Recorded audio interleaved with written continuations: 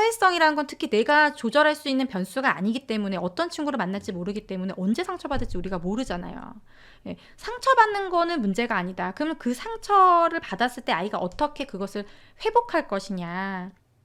이렇게 말하고 싶지 않았지만 다르게 표현했지만 그냥 팩트는 사회성 부족한 거 맞단 말이에요. 그러면 이 사회성 부족한 아이를 위한 내가 부모로서 내가 줄 수 있는 선물이 무엇일 거냐.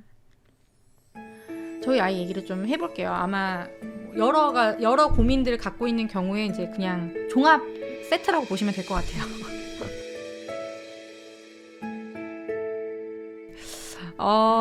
제가 미리 예고한 대로 오늘은 사회성 조금 부족해도 괜찮은 이유라는 주제를 한번 잡아봤습니다. 어떤 책으로 공부를 해볼까 하다가 이게 딱 생각이 난 거예요. 영리한 아이가 위험하다.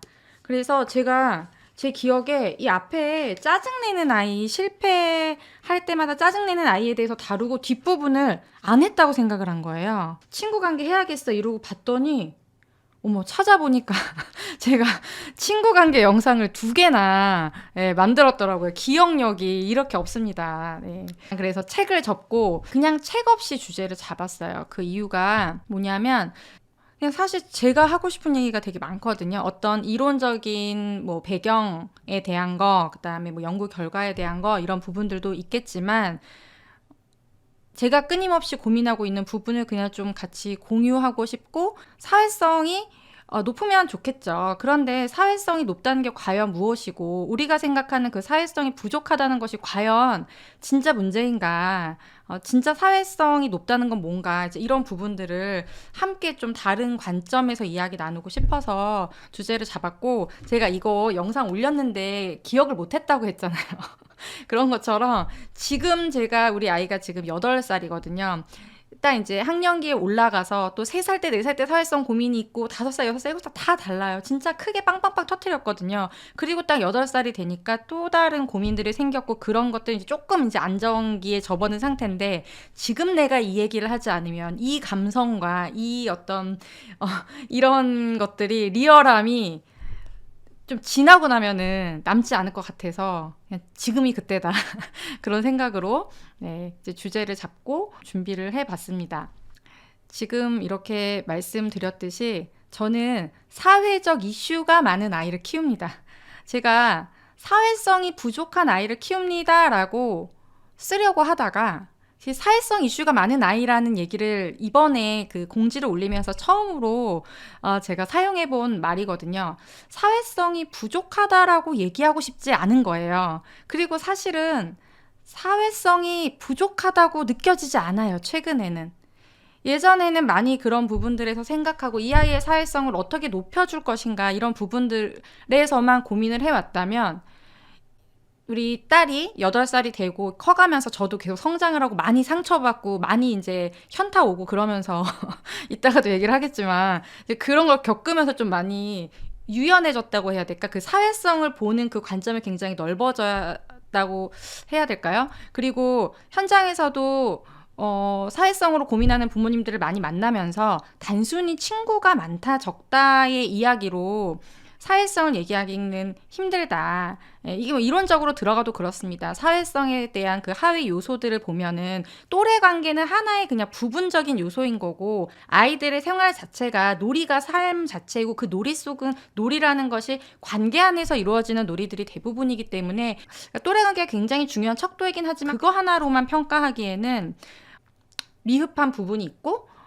우리 부모님들이 마치 그 공감하는 대화 안에 욕구가 빠져 있듯이 그러니까 그게 틀린 건 아닌데 또래 관계가 사회성을 바라보는 속도가 맞긴 맞는데 오해해서 자꾸 그것만이 마치 사회성인 것처럼 생각을 하고 있다는 거죠. 그래서 그런 이야기들 같이 해볼 텐데요. 한번 우리 얘기 들어볼까요? 사회성이 왜 높아야 할까요? 사회적 동물이라서 예, 그런 얘기들도 좋고 그냥 한번 생각해 왜 사회성이 높아야 된다고 생각하시는지 채팅방에 남겨주시면은 같이 좀 얘기를 나눠볼게요.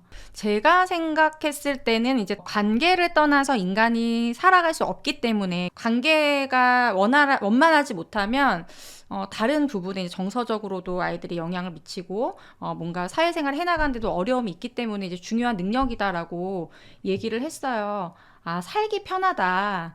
예. 사회성이 높아야 적응력이 좋다. 예, 제가 얘기한 것보다 훨씬 더 고급진 표현들이 예, 사회에 어울려 살아가야 되니까 상황 대처 능력과 연결되는 것 같다. 혼자 살 수 없기 때문에. 맞아요. 사회성이 높을수록 인간관계에서 피로감이 덜한 것 같다. 예, 좋은 얘기입니다. 외롭지 않으려면. 예, 다 맞는 말입니다. 근데 우리가 좀 약간 사회성 하면은 굉장히 큰 범주에서 생각하는 것 같아요. 우리가 계속 얘기를 나누겠지만 사회성 정말 중요하거든요. 근데 약간 끝판왕 같은 거야. 여러 가지 발달들 중에 끝판왕 같은 거. 그러니까 관계를 잘 해 나가려고, 그러니까 살기 편하기 위해서 적응력이 높기 위해서 내가 혼자 살아갈 수 없으니까 사회성이 높아야 한다고 하는데, 그럼 그 과정에서 관계를 해나가는 과정에서 여러 문제 상황들이 있잖아요.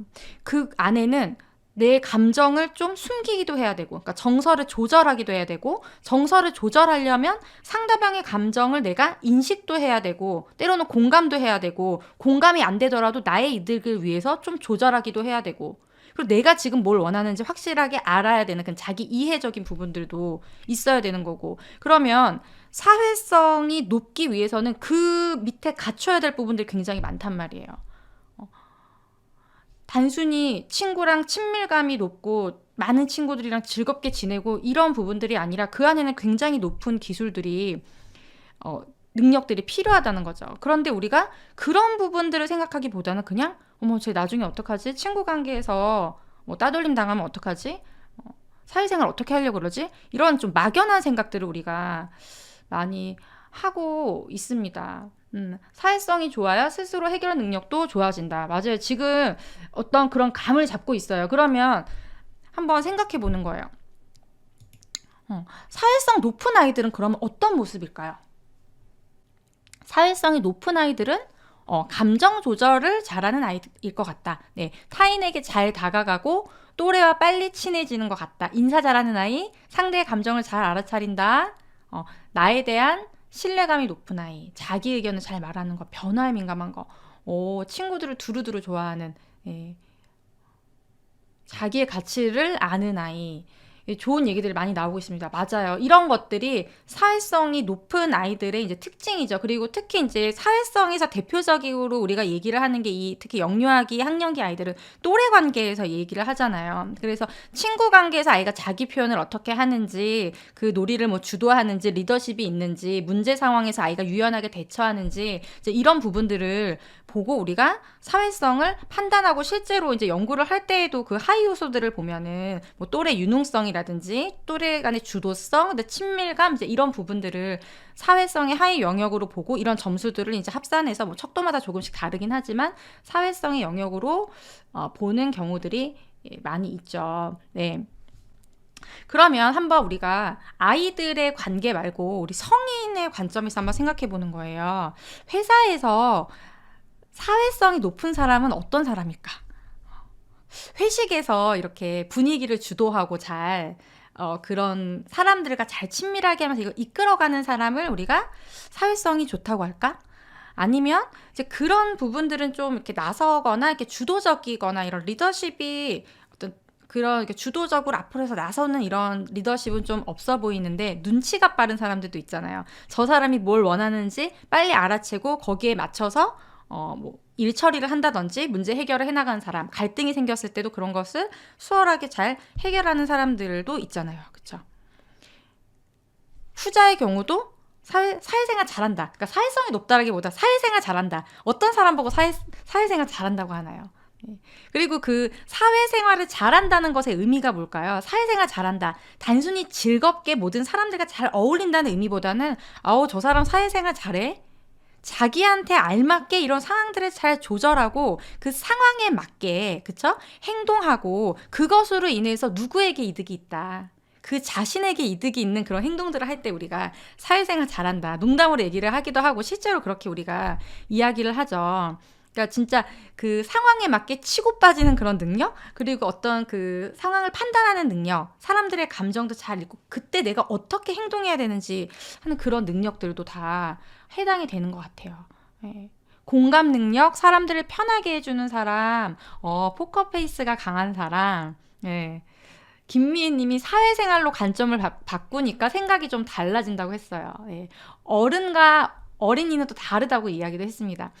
예. 아이들도 사회생활을 하잖아요. 이 학교에서, 그 기관에서. 그 안에서도 단순히 아이들이 이렇게 친구들이랑 친밀하냐, 다가가느냐, 뭐 표현을 잘하느냐 이렇게 보기보다는 그 관계 속에서 아이가 어떤 선택을 하는지를 우리가 이제 봐야 되는데, 자, 그러면 이런 모습을 보이는 아이들은요, 갈등이 없을까요? 공감을 잘 해주고, 딱 봤을 때, 저 아이는 정말 어떻게 친구가 원하는 걸 저렇게 알고서 딱 이렇게, 이야기를 할까? 또는 이렇게, 어떻게 저렇게 자기 표현을 잘할까? 되게 이제 좋아만 보이는 그 아이들은 갈등이 없을까? 제가 뭐 일부러 막 이렇게 불안을 만들고 모든 아이들이 갈등이 있다라고 얘기하려는 건 아니고요.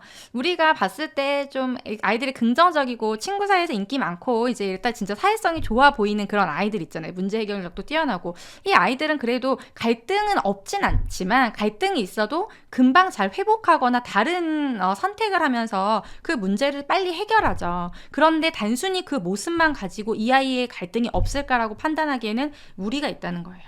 예를 들어서 다시 이제 회사 생활로 이렇게 돌아왔을 때 정말 사회생활 잘하는 직원 A가 있습니다. 근데 그 사람이 누가 봐도 정말 저 사람은 사회생활 잘한다. 진짜 어떻게 저렇게 회사 체질이다. 이렇게 얘기하는 그 사람의 마음이 정말로 항상 편안할까? 그 사람의 마음속에는 내적 갈등이 없을까요? 내적 갈등이 있겠죠. 네. 없는 사람도 물론 있겠지만 대부분은 사람이기 때문에 관계에서의 갈등을 경험하고 느끼는 게, 왜냐면 내 본능이 있기 때문에, 내가 원하는 것과 상대방이 원하는 게 딱 언제나 맞을 수는 없기 때문에 부모 자녀 간에도 갈등이 그렇게 많은데요. 당연히 사회생활 하면서 갈등이 있을 거거든요. 그러면 친구들 사이에서 표현도 잘하고 지금 얘기 나왔던 공감 능력도 있고 뛰어나고 그다음에 어떤 상황 대처 능력도 빠르고 이런 아이들이 갈등이 없을까? 내적 갈등이 당연히 있고 저는 그런 모습을 보이는 아이들이 또래 관계가 고민이 돼서 찾아오는 경우들을 만나기 때문에 물론 공격적인 모습을 보이고 친구를 거부하고 이런 우리가 전형적인 어떤 사회성으로 고민하는 그런 친구들이 훨씬 더 많이 오지만 꼭 그 아이들만 오는 건 아니라는 거예요. 아까 우리가 왜 사회성이 높아야 된다고 했나요? 내가 편안하려고. 그런 얘기도 나왔었고 적응 잘하려고, 외롭지 않으려고, 혼자 살아갈 수 없으니까 나의 필요에 의해서 내가 편안하고 행복하기 위해서. 그러니까 그게 아이한테 적용이 되면 부모의 입장에서 우리 아이가 사회성이 높았으면 좋겠다라고 생각한다는 거는 우리 아이가 좀 행복하게 편안하게 이 세상을 살아가길 바라는 마음이잖아요. 네. 근데 되게 아이가 친구들한테 나이스하고 친구들도 많고 이런데 얘가 집에 와서는 사실 친구한테 배려하고 하면서 스트레스를 받는다든지, 대부분의 친구들하고는 다 잘 지냈는데 친구 한 명 때문에 계속 신경을 쓴다든지, 그 다른 친구들이랑 만났을 때는 주도도 잘하고 뭐 갈등이 없는데 특정 친구를 만났을 때는 다른 모습을 보인다든지, 이런 상황들도 있다는 거죠. 그러면 이제 그 이유가 있을 텐데, 근데 제가 이 말씀을 왜 드리냐면 그 모습만 가지고 사회성을 판단하고 높다 낮다라고 얘기하기에는 그 사회성이라는 것은 굉장히 복잡하고 다양한 요인들로 구성이 된다는 거예요. 그렇기 때문에 결국 우리가 사회성을 높여주고 싶다면 그 안에 어떤 요소들이 숨어 있는지를 알고 우리 아이가 힘들어하는 것이 무엇인지를 알고 그래야 우리 아이에게 필요한 것을 채워주면서 결국 이 아이가 행복하게 잘 살아가도록 도와줄 수가 있는데 너무 그런 관계에 대한 부분에 많이 집중이 되어 있더라. 예. 그래서 오늘 또 주제로 잡고 저도 그런 생각들을 하고 거기에 빠져들었던 적이 있었거든요. 그래서 그런 얘기들을 좀 나누고 싶습니다. 네. 그럼 사회성이 높다는 진짜 의미가 뭘까? 오늘 이 강의를 통해서 우리가 좀 찾아보면 좋겠어요. 오늘 이제 요거를 준비하면서 남편이랑 약간 이제 식사를 했는데, 젤리 아빠는 스스로 사회성이 높다고 생각하냐 제가 질문을 했어요. 그랬더니 나 별로 사회성 안 좋지? 이렇게 얘기를 하는 거예요. 그래서 그럼 그것 때문에 좀 불편하다거나 자기의 그런 모습이 싫지 않냐 그렇게 물어봤어요. 그랬더니 이제 불편한 거는 있다. 뭔가 내 성격이 영업을 하거나 이럴 때는 굉장히 당연히 실적이 안 좋겠죠. 이제 그런 생각들을 한대요. 그러더니 한 5초 정도 있다가 이렇게 생각을 하더니 이렇게 얘기하는 거예요. 근데 나 사회성 별로 높고 싶지 않아. 이렇게 얘기하더라고요. 사회성 별로 안 높아도 돼. 이런 뜻이었는데 더 되게 강렬하게 들렸어요. 나 별로 그렇게 높고 싶지 않아. 그러니까 안 높은 거 맞는데 안 높아도 돼가 아니라 그냥 높은 거 싫어. 이렇게 얘기를 했어요. 그래서 왜 그러냐고 했더니 사람들이랑 많이 어울리거나 이런 거 자체가 그냥 자기는 별로 본인은 불편하기 때문에 싫다 이렇게 얘기를 하더라고요. 네, 우리 이분이 굉장히 이제 예민하고 친구 관계도 제가 점조직이라고 표현을 해요. 점으로 이렇게 그룹으로 있는 게 아니고 점점. 근데 없진 않아요, 친구가. 근데 점점점인데 그 점점이 되게 깊어요. 그 친구들이. 자주 만나진 않아요. 네, 사회생활 잘하고 있습니다.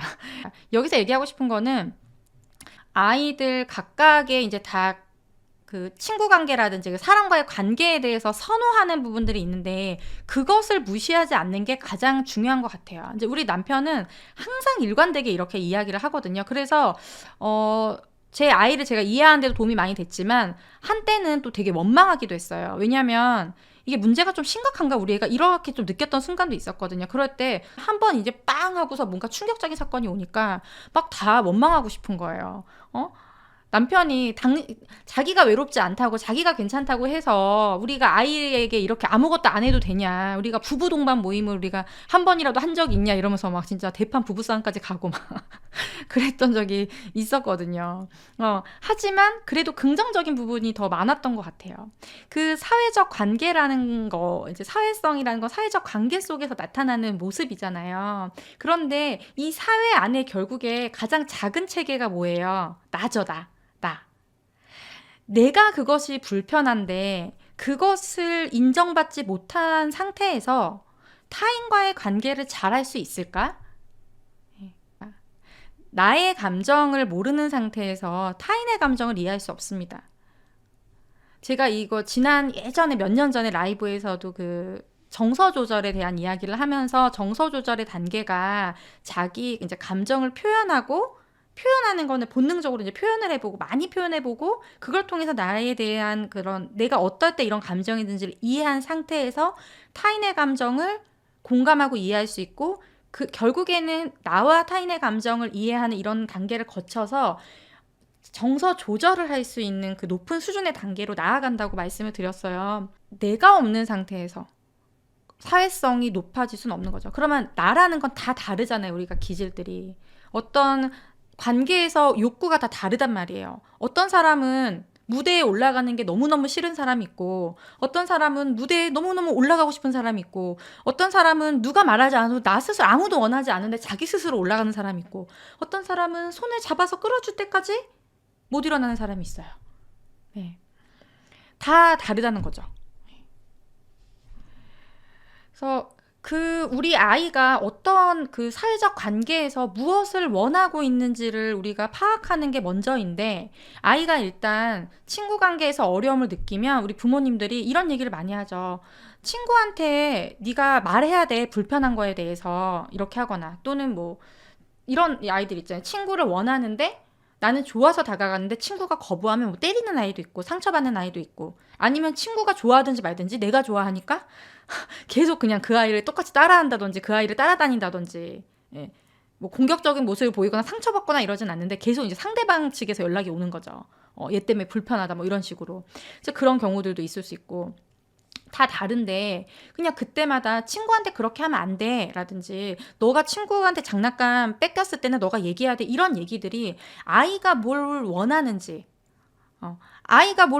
모르는 상태에서 부모님들이 이야기를 하면은 우리가 궁극적으로 알려주고 싶은 그 사회적 관계에서 아이가 문제를 해결하는 능력을 우리가 알려주고 싶은 거잖아요. 결국에는 그 사회성이라는 거는. 근데 첫 출발이 잘못됐다는 거예요. 더하기 빼기부터 우리가 수학을 시작해야 되는데 너무 높은 수준의 뭔가 제가 아까 사회성은 끝판왕이라 그랬잖아요. 끝판왕을 가지고 자꾸 아이한테 얘기를 하니까 마치 우리가 육아에 대한 이야기를 할 때 이제 부모님들이 당장 지금 훈육이 안 돼가지고 이렇게 모여 있는데 여기에서 부모란 무엇인가 막 이러면서 구체적인 얘기 안 하고 계속 부모들이 나아가야 될 방향은 물론 뭐 제가 오늘 그런 얘기를 하는 거긴 한데 예.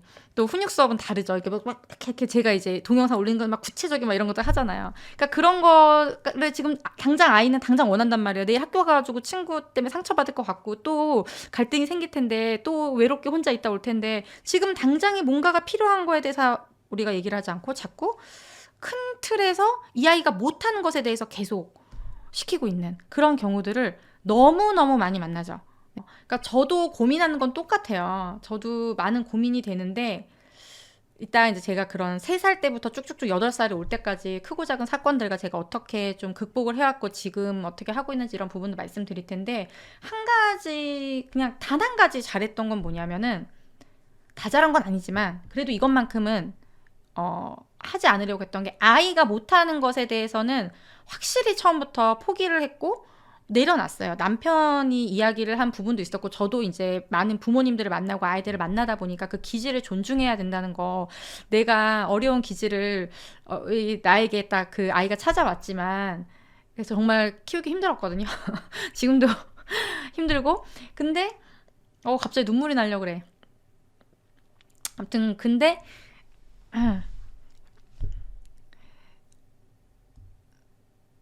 이제 그 기질을 이해는 확실히 했던 것 같아 내가. 이해를 하고 이 아이가 못하는 것에 대해서 억지로 시키지 않는 거. 그거 어떻게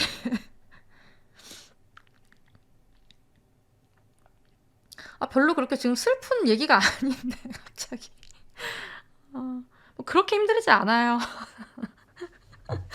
근데 갑자기요 뭐가 이제 갱년기가 와서 그런가. 네, 아무튼 뒤에 완전히 막 펑펑 오는 뒤에가 지금 심각한 얘기들이 많이 있는데 아무튼 그래요. 아무튼 그랬어요. 그래서 그 기질을 인정하고 아이가 못하는 것에 대해서 시킨 적은 없었던 것 같아요. 그래서 계속 그거를 목표로 장기적으로 이제 달려온 거죠. 예. 그래서 결국에는 이 사회적 관계라는 거에서도 가장 중요한 거는 나라는 사실이에요. 그럼 우리 부모님들도 친구한테 너가 그렇게 하면 안 돼. 혹은 너가 친구한테 이렇게 싫다고 말해야 돼. 그 속 안에 우리의 마음은 뭐냐는 거예요. 이 아이가 상처받고 이 아이가 힘들까봐 친구한테 거부당할까봐 또는 친구가 막 좌지우지 하는 대로 끌려다니는 아이가 될까봐 결국에는 우리 아이를 위해서 하는 말인데 정작 그 아이가 뭘 원하고 예. 자꾸 이제 제 책 제목이 나오네요. 이제 막간을 이용해서 또 이따가 소개 좀 잠깐 얘기할 거 있을까 해가지고 밑에다 내려놨는데 자꾸 아이가 원하는 것을 모른 채 자꾸 부모가 하고 싶은 말을 하는 거죠. 아이가 내가 못하는 건데 그거를 내가 원하는 건 그게 아닌데 자꾸 이야기를 뭐야 사회적 관계가 중요한 게 결국에 우리 아이 때문인데 그거를 가르치려고 하는데 이 아이의 기질을 그냥 무시하고 이야기를 한다는 거죠. 그러면 첫 출발부터가 다르니까 이 아이가 사회적 관계 속에서 나를 찾을 수 있을까? 나를 찾지 못하면 나에 대해서 모르면 부모님들이 정말 그 원하지 않는 다른 사람에 의해서 눈치를 보면서 따르게 되거나 또는 어떤 상황에서 어떻게 대처해야 되는지가 아까 사회생활 잘한다라는 사람들이라고 했잖아요. 그러니까 뭔지를 몰라. 내가 나에 대해서 충분히 이해하고 탐구하고 그래야 내가 이런 자리에서는 좀 이런 부분을 조심해야 돼. 이런 것들도 자기 성찰이 이제 되는 건데 자꾸 우리가 그 부분을 놓치는 것 같아요. 그래서 그 나에 대한 아이들이 이해를 잘 할 수 있도록 도와줘야 되고 그러기 위해서는 우리가 좀 많이 내려놔야 됩니다. 근데 아까 그 남편이 나는 근데 별로 사회성 놓고 싶지 않아라는 얘기해서 어쩔 때는 좀 약간 너무하다 싶을 때도 있지만 그래 그래도 자기 자신을 사랑하니까 그래도 우리가 서로는 기본은 갖췄다. 아까 좀 웃음이 나더라고요. 그 얘기를 듣고. 그래도 자기 자신을 싫어하는 것보다는 좋아하는 게 낫지. 이제 이런 생각들이 들었고 이제 저를 찾아오는 이제 부모님들 중에서 그러니까 또래 관계 고민으로 오시는 이제 부모님들도 이제 기질 검사를 하고 이렇게 보면은 어렸을 때는 그런 낯가림이나 이런 부분들이 있었는데 좀 성인이 되면서 극복한 경우들, 그러니까 성공의 경험이 있거나 또는 지금은 성인이 됐기 때문에 내가 저 사람과의 관계를 깊이 있게 하지 않아도 전혀 관계가 없다는 이런 판단을 하는 거죠. 그러니까 그 부모님은 나는 사회성에 문제가 없는데? 라고 생각을 해요. 근데 그런 경우에, 그러니까 나 자신에 대해서 크게 문제가 없는데? 라고 생각하는 분들을 보면은 또 이게 결국에는 부모님과의 애착이라든지 이런 거, 자존감하고도 좀 연결이 되죠. 또 한편으로는 그러니까 내가 친구들도 많고 그래도 그 안에서 계속 상처받고 이런 부모님들도 계세요. 그러니까 얘기를 들어보면 항상 친구가 있었고 좋아하는 친구가 있었고 학창 시절에 친구가 없지 않은데 그런 그 어떤 갈등들이 너무너무 힘들었어서 이제 이런 경험들이 있다 보니까 친구 관계에 굉장히 이제 민감하신 분들도 있죠. 예. 그러니까 그런 부분들이 있어요. 그러니까 내가 특히 아이의 또래 관계에서 민감하다고 한다면은 나의 어떤 불안함 때문에 아이의 그 고유한 어떤 기질을 자꾸 왜곡하려고 하는 건 아닌지, 자꾸 나를 거기에 투사하는 건 아닌지, 이런 거 우리가 좀 점검을 해봐야 될 것 같아요. 그쵸? 네. 자, 아이들을 보면 이렇게 있죠. 친구를 원하는 아이가 있고, 예, 친구를 거부하는 아이가 있습니다. 예, 지금 제가 얘기한 건 이제 친구를 거부하는 아이들, 기질적으로 친구랑 함께 있는 게 불편한 아이들 얘기를 했는데, 친구를 원하는 아이들도 굉장히 갈등들이 많아요. 네, 그 아이들부터 우리가 한번 얘기를 해볼까요? 친구를 원하는 아이. 친구를 굉장히 좋아하는데 갈등이 있고 힘들어해요 라는 상황들을 올려주시면 또 제가 댓글창 보면서도 함께 얘기를 나눌 수 있겠어요. 그러니까 제가 이제 만나는 아이들 보면은 친구가 너무 좋아. 그래서 친구는 원하지 않는데 자꾸 이제 귀찮게 하는 거죠. 계속 같이 놀자라고 얘기하고 막 친구가 싫어하는데 껴안고 뭐 이제 이런 거. 저희 아이 같은 경우도 친구가 원래 거의 없었는데 이제 초등학교 가가지고 우리 애를 좋아하는 이제 친구가 생겨서 제 인스타에 보신 분들은 보셨겠지만 막 단짝 친구라 그러면서 학교 친구, 그러니까 단짝 친구가 지금 이 아이가 얘기한 단짝 친구가 둘인데 한 명 학교 친구, 단짝 친구한테 편지도 쓰고 그랬어요. 근데 모르겠어요. 그 어머니랑은 제가 교류가 없다 보니까 요즘에 우리 애가 그 아이를 또 거부하기 시작했어요. 근데 그 이유가 뭐냐면은 위험한 행동을 자꾸 시킨다는 거예요, 저한테. 그러니까 우리 젤리야 여기 높은 데 올라가자 이러면서. 그래서 우리 애는 좀 겁도 많고 예민한 애이기 때문에 그리고 막 이렇게 갑자기 손 잡고 끌고 이런 거 싫어하거든요. 거부하는 아이들 중에 있는 특성들이죠. 근데 이 아이는 자꾸 말 안 하는데 손으로 잡아 끌고 우리 애가 조금 애기 같은가 봐요. 그러니까 말도 잘 이렇게 많이 안 하고 얼마나 까탈스러운데 그 티가 안 나니까 학교에서는 그런 거가 드러나지 않으니까 애기 같으니까 막 자기가 내려올 수 있는데도 막 굳이 막 안아가지고 막 이렇게 내려주고 이러니까 우리 애가 너무 그게 이제 불편한 거죠. 예.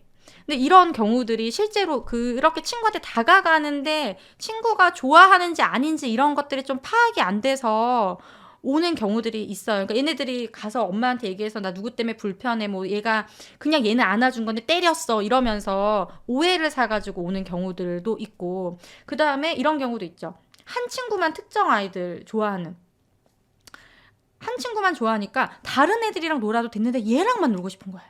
그 인기 많은 애를 놀고 싶어가지고. 근데 그 아이는 인기가 많으니까 얘한테도 잘해주지만 다른 애들한테도 잘해주잖아요. 다른 친구랑 놀면은 그거를 못 받아들이는 거죠. 그럼 계속 상처받고 제가 나를 싫어한다고 생각하고 막 우울하고 이제 이런 거또 있을 수 있고요. 그리고 이제 친구를 원하긴 하는데 그 아이 친구랑 놀 때 내가 놀이를 막 주도를 해야 되는 그런 아이들 있잖아요. 예. 친구는 좋아하고 놀고 싶고 혼자 노는 건 싫어. 같이 놀고 싶은데 내가 하는 식으로만 놀아야 돼. 이제 이런 것 때문에도 문제들이 생기죠. 자, 우리 부모님들이 적어주신 내용들도 한번 보겠습니다. 친구를 원해서 같이 놀고 싶어 하면서도 막상 친구가 다가오면 뒷걸음친다. 맞아. 이런 아이들도 있어요.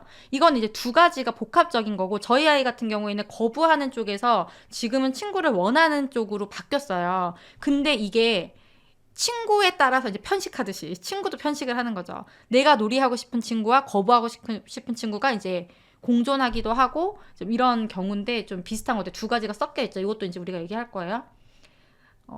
좀 거부하는 경우들의 이야기들을 많이 써주셨는데, 남자친구들이랑은 잘 지내는데 여자친구들 사이에서는 다수의 한 명일 때 치인다. 아, 여자아이들끼리. 이런 것도 맞아 속상해하죠. 둘이서 놀거나 이럴 때 괜찮은데 이제 여자애들끼리 좀 그룹을 만들고 자꾸 한 6살 정도만 돼도 이런 모습들이 나타나죠. 그룹 안에서. 뭐 너랑 안 놀 거야 하거나 뭐 둘만 더 뭐 주인공 역할을 하거나 이제 이런 상황들을 얘기하는 것 같아요. DK킴님이 제 아이도 친구 좋아하는데 그 친구가 거부하는 거 정말 상처더라. 그러니까 부모님이 같이 상처받거든요. 이러면. 아이가 눈치가 없는지 좋다고 다가가는데 부모님께서 여러 날 밤마다 속상했다고. 맞아요. 예. 그래서 막 부모님이 그래서 속상해서 아니 도대체 너는 왜 그 친구가 너 싫다 그러는데 왜 그러냐고 이러면서 막 소리 지르기도 하고. 그러면 그러니까 아이는 모르는데 얘가 나를 싫어하는지 몰랐을 수도 있는데 부모님이 그것을 확인 도장을 꽝꽝꽝 찍어주게 되는 겁니다. 그거였어? 나를 싫어하는 거였어? 이렇게 생각할 수도 있죠. 그러니까 아이가 정말 상처를 받는지 안 받는지도 우리가 또 봐야 돼요. 사실은 우리는 그게 어른의 관점에서 보니까 이게 다 보이는데 아이들은 그냥 이렇게 지나가는 모습일 수 있거든요. 그러면 그냥 두라는 게 아니에요. 괜찮으니까 두라는 게 아니라 이걸 관찰하고 이 아이가 원하는 게 뭔지를 제가 보자고 했잖아요. 그러면 그 친구랑 놀이하고 싶은 욕구가 있는 거면 어떤 친구들을 좋아하는지 살펴볼 수도 있고 어떤 상황에서 그 아이가 거부를 하는지 그럼 우리 애가 좀 불편하게 만드는 상황일 수도 있거든요. 위에도 건윤맘님 보시면 친구가 하는 행동을 다 따라한다. 이것도 진짜 많아요. 이런 것 때문에 정말 스트레스 많이 받아서 부모님들이 오는 경우도 상대 아이가 따라하지 말라고 해도 계속 따라다니면서 결국에는 싸운다라고 하셨는데 그러면 이 아이가 따라하는 게 그 친구가 하는 게 좋아 보여서 따라했을 수도 있고 아니면 나는 그냥 재미로 따라했는데 얘가 하지 말라고 하니까 지금 싸운다는 거 보니까 여기에서 이제 감정의 골이 깊어지면서 약간 경쟁처럼 끝까지 누가 이기나 야 이런 식으로 하면서 따라 하려는 모습을 보이는 것일 수도 있죠. 이런 것들도 다 굉장히 많이 이제 고민들이 있는데 이때에는 친구를 원하는 아이들은요, 관계에서의 뭔가 충족받고 싶은 욕구가 있는 거예요. 그럼 이거를 뭐, 훈육 대화법을 통해서 아이의 행동을 멈추게 하고 할 수도 있지만, 근본적으로 오늘 얘기하고 싶은 거는 원인이 무엇인가를 보는 건데, 친구가 싫다고 하는데 계속하고, 계속 이런 것을 멈추지 못하는 아이들은 한번 보세요. 집에서도 부모님이 뭔가를 행동을 멈추라고 하거나 아이가 하는, 꼭 부모님을 따라하지 않더라도, 뭔가 부모님이 멈추라고 하는 것에 대해서 멈추지 못하고 계속하는 경우들이 많거든요. 그걸 한번 찾아보세요. 그 아까 눈치가 없는지 자꾸 친구가 거부하는데 다가간다고 하는데 그 상황을 한번 보고 그게 비슷한 모습으로 가정에서도 나타나거든요. 예, 물론 이제 없다면 또 이제 그런 부분을 찾아야 되는데 왜 찾냐면 그게 원인이 다 엄마 아빠한테 있는 거예요. 이 말을 하고 싶어서가 아니라 거기서부터 우리가 연습을 시작해야 되기 때문에 그래요. 그 건윤맘님 같은 경우에는 친구가 하지 말라고 얘기를 하고 싸운다는 거는 그거에 대해서 부정적인 감정을 느끼고 다 알고 있다는 거예요. 그렇게 하면 안 된다는 거를. 안 되는데도 안 되는 걸 알면서 멈추지 못하는 거거든요. 그러면 그런 안 되는 걸 알면서도 멈추지 못하는 그런 상황들에서 조절하는 경험들이 되어야지. 조절했을 때 만족감을 느끼는 경험을 해야지 이 아이가 친구 관계에서도 조절이 되거든요. 근데 집에서는 그렇게 하는 것에 대해서 부모님이 그냥 아이가 원하는 것을 해주게 되거나 아니면 부모 자녀 관계는 어때요? 그냥 싸움으로 끝나는 게 아니라 우리가 진짜 버럭해서 끝날 수도 있고 어쨌든 좀 좋은 방법은 아니지만 어떤 강압적인 어떤 훈육을 통해서도 멈출 수 있고 해결이 안 되는 상태에서 이렇게 멈춰버리면 아이가 내가 조절을 했을 때 뭔가 얻는 이득에 대한 경험이 없기 때문에 또래 관계에서는 상대도 어때 부모님보다도 대화나 아이를 이해해주는 수준이나 이런 것들이 당연히 떨어질 수밖에 없기 때문에 같은 수준에서 우리 아이들이 갈등을 하는 거라서 더더욱 우리 아이가 어려운 거죠. 그래서 친구를 원하는 아이들은 그 친구랑 놀이하고 싶은 욕구, 그럼 집에서 엄마랑 놀이하고 싶은 욕구라든지 그때 기다리지 못한다든지 내가 놀고 싶은 욕구가 있는데 바로 해결을 안 해주면 못 기다린다든지 이런 상황이 없는지를 살펴보시고 그것부터 훈육을 연습하면 좋을 것 같아요. 그리고 또 공격적인 모습이 나와서 그 친구 관계에서 문제가 생기기도 하잖아요. 이제 그런 경우들도 보면은 저번 주에 코칭이 3분 정도가 비슷한 고민으로 오셨어요. 그 3분이 비슷한 고민 다 초등학생이고 뭐냐면 학교에서 공격적인 모습이 나타나서 오신 거예요. 근데 그런 경우에도 보면은 다 아이들이 친구들과 놀이하고 싶은 욕구가 있어요. 근데 그거를 어떻게 해야 될지 모르기 때문에 자꾸 다른 식으로 표현이 되는 거거든요.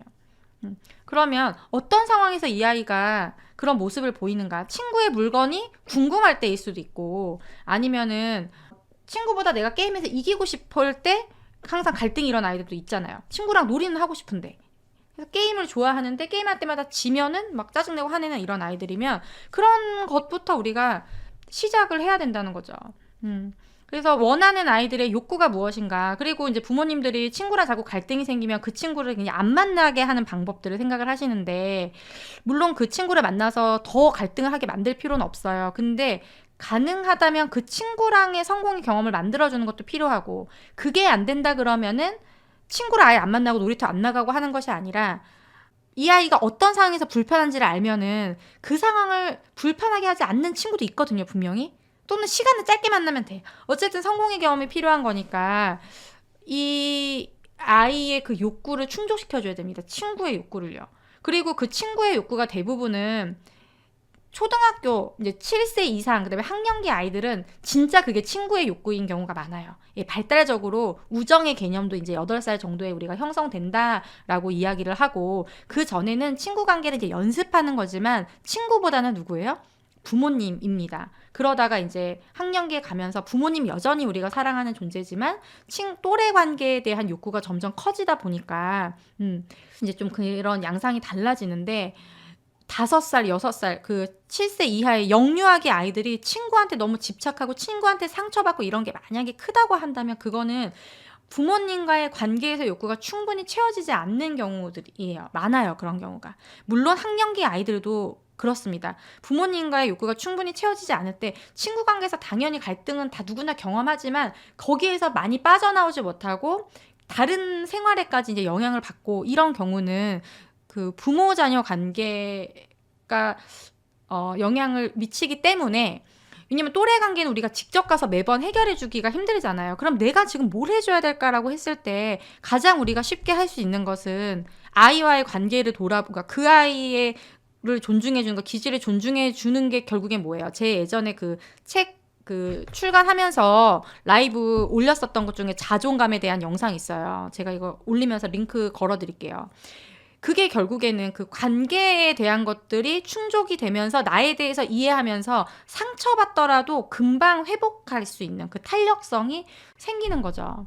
그래서 결국에는 또 이제 사랑에 대한 관계에 대한 얘기, 제가 책에서도 계속 얘기했던 게 관계죠. 그러니까 사회성을 얘기해, 뭐 바람직한 부모 관계를 얘기해, 자존감을 얘기해, 정서 조절 얘기, 뭘 얘기해도 결국에는 깔때기처럼 가장 처음으로 돌아가는 것이 뭐냐, 그런 신뢰감 관계이기 때문에 우리가 자꾸 이제 애착에 대한 중요성에 대한 얘기를 하는데, 이것도 마찬가지로 그 애착이라는 게, 지난 시간에도 제가 잠깐 얘기를 했지만, 애착을 형성하는 게 막 그게 대단하거나 막 이게 막 대단히 어려운 게 아닌데, 그런 것들의 이론적인 것부터 우리가 결론부터, 그러니까 사회성 이것부터 출발을 해서, 막 제가 아까 어려운 수학 문제를 푸는 것처럼 애착 막 이렇게 막 어려운 것부터 시작하니까 되게 이게 무겁게 느껴지는데, 사실은 되게 간단한 거, 제가 귀여워 이런 것부터 시작해보라고 했잖아요. 그러니까 그런 것들인 거예요, 다. 그래서 결국에는 뭐 사회성이다 뭐다 주제는 다 다르지만, 그러니까 저는 그래요. 그 안에 결국에 시작은 사랑을 표현하는 것부터 시작하는 거고, 뭐 그런 걸 통해서 이제 결국에는 사회성을 키워줘야 되는 건 맞는데, 들어가면 또 기본은 동일하다는 거죠.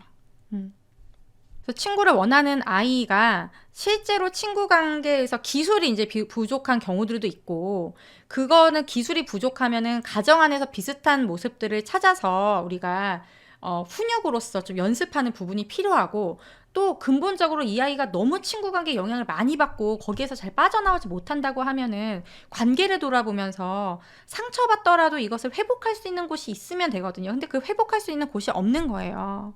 제가 항상 그런 사회성 고민하는 부모님들한테 말씀드리는 게 뭐냐면, 남녀가 연인이 오래 사귀다 정말 사랑했던 연인이 헤어졌을 때 슬픔을 안 느끼면 그게 더 이상한 거잖아요. 그렇죠. 어머, 저렇게 사랑했는데 헤어졌고 그 다음날부터 웃어.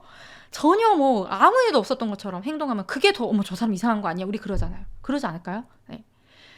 갈등을 경험할 내 사회성이라는 건 특히 내가 조절할 수 있는 변수가 아니기 때문에 어떤 친구를 만날지 모르기 때문에 언제 상처받을지 우리가 모르잖아요. 네, 상처받는 거는 문제가 아니다. 그러면 그 상처를 받았을 때 아이가 어떻게 그것을 회복할 것이냐. 스스로 회복할 수 있는 능력은 결국에는 부모님과의 관계에서 나온다는 거죠. 상처를 받았을 때 내가 회사 생활까지, 내가 하고 있는 일까지도 영향을 받는다는 거는 내가 없는 거죠, 내가. 근데 똑같이 상처받고 힘들지만 나의 생활을 해나갈 수 있을 정도의 건강함. 그러니까 관계에서의 상처는 받지만 내가 있으면 그것까지는 흔들리지 않잖아요. 그럼 그게 나가 뭐냐는 거야. 나. 그럼 너가 누군데? 너 어떤 사람인데? 그리고 네가 가지고 있는 그대로가 얼마나 소중한 건데 결국엔 또 그 얘기로 간다는 겁니다. 그래서 친구를 원하는 아이 어떤 부분에서 내가 놓치고 있는지 한번 살펴보시고 거기에 맞는 좀 훈육을 좀 더 연습해야 되는가 어떤 특정 상황에서 아니면 내가 좀 관계에 대해서 좀 더 신경 써줘야 되는가 한번 생각해 보시면 더 쉽게 그래도 접근할 수 있죠. 매일매일 고민하고 기관에서 일어나는 일, 친구 만났을 때 어떻게 내가 대화해야 돼, 막 이거를 하는 것보다 그냥 내 가정에서 일어나는 일, 내가 아이한테 사랑 표현하는 일부터 하면은 그래도 아무것도 안 하는 것보다 또는 아이한테 너 왜 그래, 너 친구한테 그렇게 하지 말라니까 라고 하는 것보다는 훨씬 더 그 높은 사회성으로 가는 길에 우리가 서게 된다는 거죠. 네. 자, 그러면 친구를 거부하는 아이는 어떨까요? 대부분은 이제 기질적인 원인으로 이제 저희 아이도 여기에 해당이 되는 건데요. 저희 아이 얘기를 좀 해볼게요. 아마 여러 고민들을 갖고 있는 경우에 이제 그냥 종합 세트라고 보시면 될 것 같아요. 오늘 이거 영상 하려고 블로그 예전에 올렸던 글을 좀 검색을 했었는데 그 네이버에 육아메이트 미호라고 치면 제 블로그가 나오거든요. 거기에서 제가 낯가림으로 검색을 했습니다. 그랬더니 28개월 때 이게 있었던 일이더라고요. 제가 이거를 쓴 거는 4살 때 쓴 건데 처음 우리 아이의 사회성이 뭔가 일반적이지 않다라고 느꼈던 게 28개월 때 뭐라고 써있냐면 미술센터를 다녔어요. 그때 엄마랑 같이 다니는 미술센터에서 밀가루 놀이를 즐기던 중 친구들이 젤리의 머리카락에 밀가루를 뿌리기 시작합니다. 얘네들은 막 야! 막 이러면서 아! 이러면서 뿌리는 거예요. 이때 보통은 2가지 반응을 보이는데 대부분 아이들은 밀가루를 같이 뿌리면서 논다. 또는 하지 말라면서 부정적인 반응을 보인다. 이게 이제 일반적인 아이들의 모습인데요. 그러나 우리의 젤리는 1번도 2번도 아닌 3번을 선택했대요. 그 3번이 뭐냐? 모르쇠로 일관한다. 그냥 뿌리는데 멈춰 있는 거죠. 아무 일이 없다는 듯이. 나는 밀가루가 내 머리에 막 쏟아지는데 계속 이 아이가 그냥 하던 활동들을 계속 하는 거예요. 제가 여기는 재미있게 그냥 2명의 친구를 순식간에 투명 인간으로 만들어버린 돌부처 사건이라고 해서 그냥 귀여운 이모티콘과 함께 썼지만 그 당시 제가 정말 이게 무슨 상황이지? 이러면서 너무 그 충격을 받았어요. 그리고 이 당시 우리 아이가 말을 진짜 빨랐기 때문에 28개월인데 문장으로 대부분 다 의사소통이 되고 굉장히 빨랐는데 같이 있는 친구들은 그냥 일반적인 수준의 그냥 대화를 할 때였기 때문에 얘네들끼리 서로 대화를 안 하는 거에 대해서 문제로 생각하지 않았어요, 그때는. 근데 친구가 다가오면 막 이렇게 귀를 막는다든지 약간 인상을 쓴다든지 약간 이렇게 좀 긴장하는 이런 모습들은 보였었죠. 그래서 그렇게 문제라고 생각을 안 했다가 그 어린이집에 4살 때 갔거든요. 36개월 때 갔을 때 어린이집 한 달 등원한 다음에 이제 담임 선생님이 친구들이 말을 시키면 말을 잘 안 한다라는 얘기를 딱 하신 거예요. 그렇게 해서 이제 알고는 있었는데 그래도 그때까지만 해도 선생님한테는 다 자기 표현을 했기 때문에 크게 문제로 생각 안 했다가 얘가 훨씬 생각이 많은 아이가 아니고요. 긴장도가 워낙 높기 때문에 그 상황에서 어떻게 해야 될지 모르는 겁니다. 상황적으로. 그래서 사회성도 어떤 예를 들면 우리가 신체 발달, 정서 발달, 뭐 사회성, 인지, 뭐 언어, 뭐 이렇게 나누잖아요. 이렇게 발달 영역들을. 그러면 이 중에서 신체적인 부분은 어때요? 특히 유전적인 요인이 강하죠. 내가 좀 아이를 크게 키우고 싶어도 뭐 노력을 해서 여러 가지 뭐 영양 성분과 뭐 운동을 하면서도 키울 수는 있지만 기본적으로 가지고 있는 어떤 유전적인 요인이 이제 많이 영향을 미치는데 뭐 정서 사회적인 부분은 인지 언어부터 해서 이제 점점 정서 사회로 갈수록 그 환경적인 영향을 많이 받는다고 저도 학교에서 배웠고 그렇게 이제 저도 지금도 생각을 하지만 이제 기질적인 부분들이 결국에는 환경을 그렇게 만들기 때문에 아이가 배울 수 없도록 그런 거 있잖아요. 아이가 키가 커야지 꼭 좋을까요? 그건 아니잖아요. 근데 어떤 부모님이 사회성에 대해서 굉장히 중요하게 생각하고 막 거기서 스트레스를 받듯이 아이의 성장에 대해서 굉장히 스트레스 받는 부모님들도 많거든요. 근데 이 탁월한 유전자를 가지고 있지 않으면 노력을 해도 어느 정도 수준까지는 돼도 그 이상을 올라가면 운동선수가 된다든지 이러기는 좀 힘들잖아요. 우리가 부족한 걸 알면은 좀 영양을 더 키우면서 이 아이가 좀 이렇게 점프도 많이 시켜준 이런 운동들을 통해서 성장판에 자극을 주는 그런 운동들을 통해서 이 아이의 최대치를 끌어줄 수 있듯이 이 아이 같은 경우도 그냥 내버려두면은 이 아이가 그냥 배우는 게 아니라 적극적으로 이 아이가 어떻게 해야 되는 부분들을 알려줘야 된다는 거예요. 근데 그거를 그래도 저는 좀 빨리 그것을 이제 알았던 거죠. 얘가 이 상황에 대한 긴장을 하면 낯선 상황에서 긴장을 하면 머리가 그냥 멈춰버리는 거예요. 어떻게 판단해야 될지 모르는 거야. 생각하는 게 아니라 생각을 못 하는 거죠. 어떻게 보면 오히려. 이거 말고도 굉장히 이제 많은 사건들이 있는데 제가 이제 그 5살 때, 그래서 4살 때 어린이집을 갔고 그때는 그래도 이제 또래 관계가 그렇게 중요할 때가 아니고 뭐 같이 놀이하는 아이들도 있지만 혼자 놀이하는 아이들도 많고 하기 때문에 좀 지켜보는 중이었어요. 근데 제가 이 아이가 4살이 되면서 그때 이제 그 학교에서 그 담임 교수를 하면서 이제 또 그런 이제 본격적으로 일을 시작하는 이제 그런 시기가 돼서 어린이집을 보내면서 놀이터 한 번도 안 나가고 그냥 다 끊겨버린 거죠. 모든 그 사회적인 관계가. 그렇게 1년을 보내고 5살이 됐을 때 부모팀 참여 수업을 했는데 이거 제가 영상으로 한번 만든 게 있어요.